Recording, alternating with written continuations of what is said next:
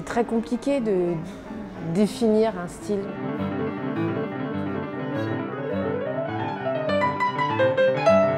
Moi, j'aime à dire qu'on fait du jazz, en fait. Ce qui est bien dans le terme jazz, c'est une musique qui, de toute façon, dans son appellation même, elle appelle le non-style quelque part. On regarde Don Cherry, on regarde Miles Davis, on regarde Frank Zappa, on regarde John Zorn, ils sont tous étiquetés jazzman. Mais c'est tous des gens qui à la fois ont emprunté de Stravinsky, de Mozart, de Michael Jackson.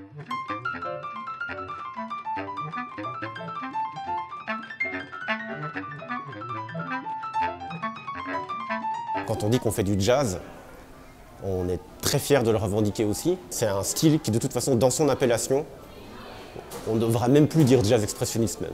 On devrait dire juste jazz, ça suffit à soi-même.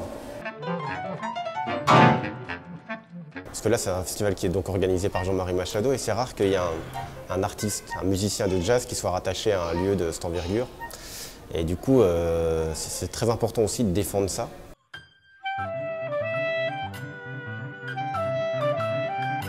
La programmation de ce festival, justement, c'est quelqu'un qui sert beaucoup ce qu'on appelle le jazz de la jeunesse d'aujourd'hui, mais quelque chose qui fait que le mot jazz, en fait, il revient à sa source première, c'est-à-dire que c'est juste une musique de transhumance, de transcendance, quoi, qui invite à sortir justement des sentiers tout établis, quoi.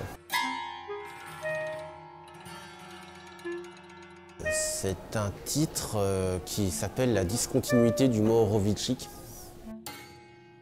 C'est un morceau de Grégoire. Hein. C'est un morceau. Et Voilà, un titre de Grégoire. mais qu'on joue tous les deux, hein, Voilà, parce qu'on est un duo quand même. Oui. Pour moi, il représente vraiment ce qu'on est. Une véritable identité, quoi. C'est-à-dire on est l'un dans l'autre musicalement. Il n'y a plus de notion de soliste, il n'y a plus de notion de la structure.